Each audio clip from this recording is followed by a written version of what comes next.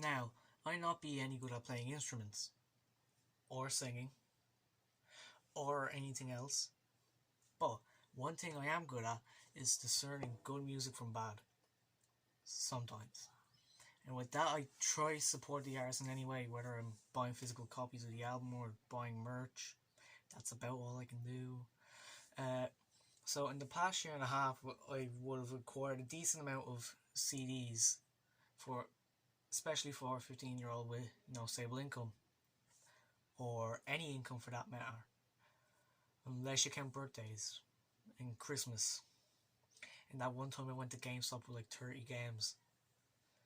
So I'm gonna rank all my CDs from worst to best. I'm not gonna go into depth because I do not want a 20-minute long video.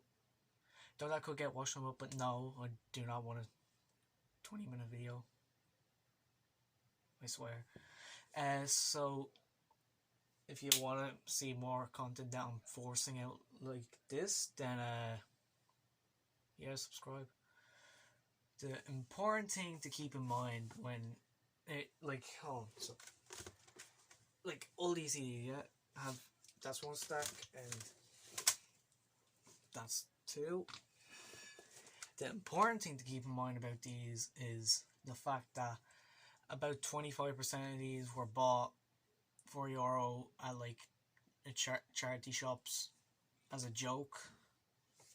So the quality of these albums ranges from absolute undeniable classics, like no matter what genre you're into, or dumb surf, like just god awful, like there's no redeeming qualities on them whatsoever.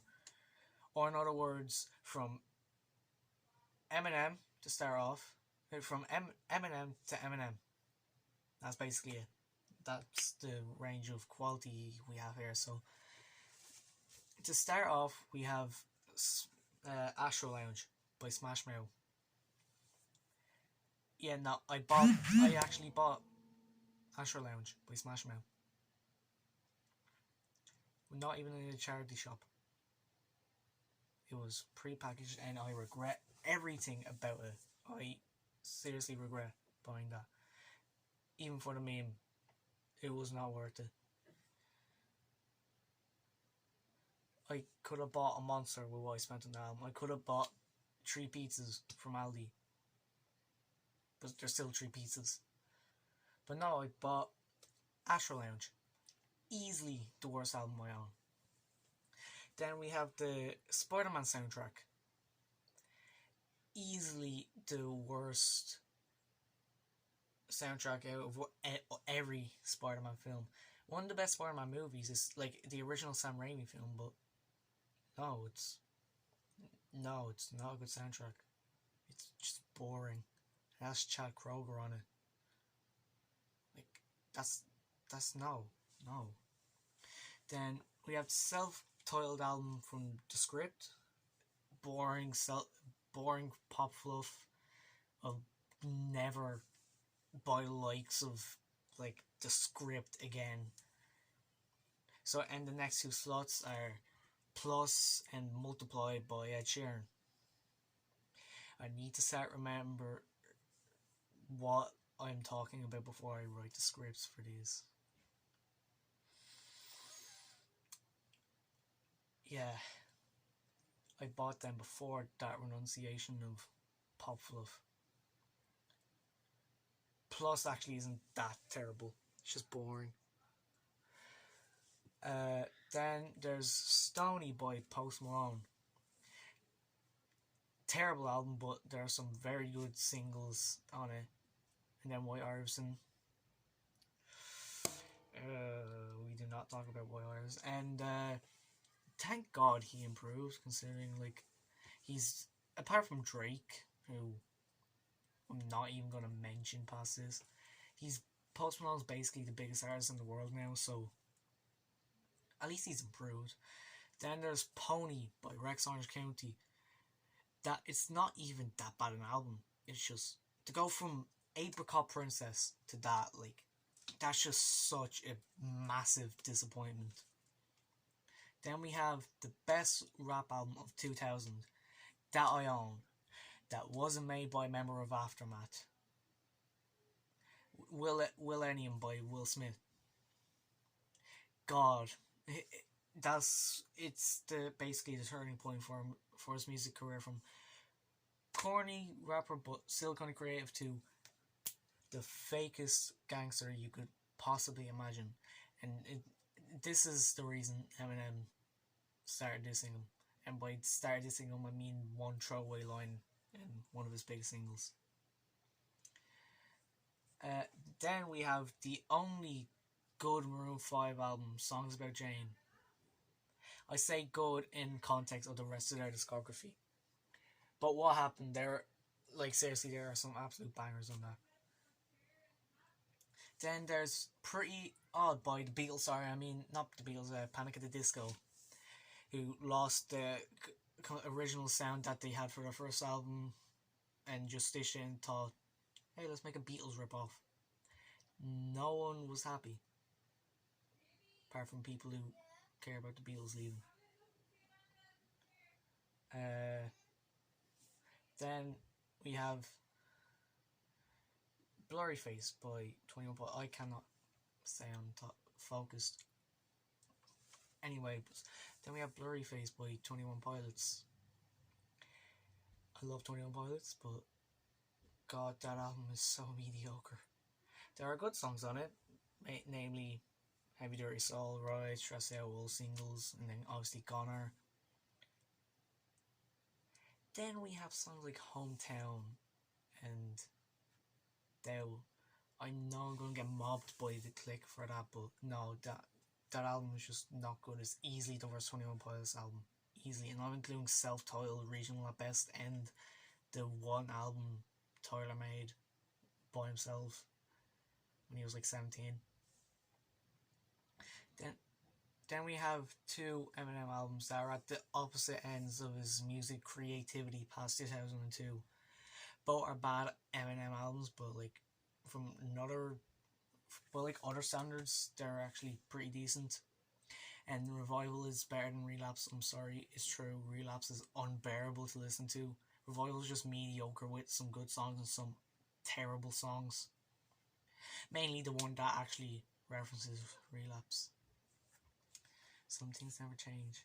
Then we move on to D12 World, a surprisingly okay showing from it, which is basically just a compilation of Eminem's best friends from Detroit with Eminem on some of the songs. And then we have A Fever You Can't Sweat Out. Pretty decent songs. That's about it, about that. Then, now, we're moving on to the big guns. We're going Big Willie style. The unfortunately titled Will Smith album is actually pretty good. It's where he peaked as a rapper, so that's about the best you're gonna get from anyone from the Smith family, music-wise, including Willow, including Jaden. Then we have the 8 Mile soundtrack, which is has one of the best Eminem songs, and it's not Lose Yourself. If you think Lose Yourself is actually good, well, that good, then you're wrong. And we have one of the best 50 Cent songs and one of the best D12 songs.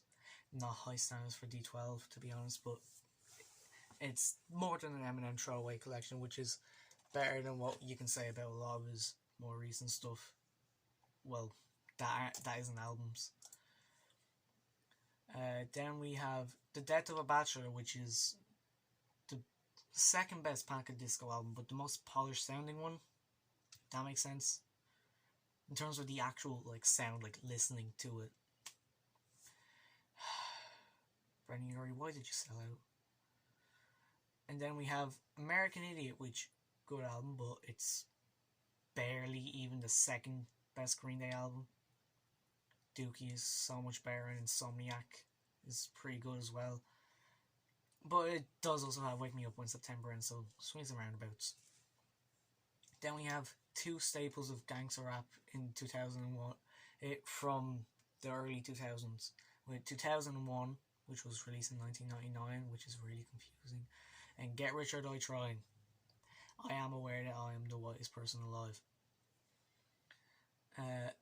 This is further exemplified by the Black Album. I'm gonna let you decide which one that is based off the context I've given. Then we have Hollywood Speeding, which is literally just here for circles and circles alone. That's not exactly true. It's also here for enemies and take what you want. That's about it. Then we have the Eminem Show, which is probably... It's his most tasteful album in terms of like offensiveness. Jesus Christ, I cannot speak. But that is sometimes to his detriment. That's all I'll say. Then we have Beerbomgs and Bentleys, the magnum opus of modern pop music. It's insanely good. It's genuine. I can't say that much about it. It's genuinely just phenomenal. Then we have Hot Fuss by The Killers. Starts off amazingly, drops off in the middle. By the end, it's kind of back up, but the first 5 tracks on that album are genuinely some of the best I've heard.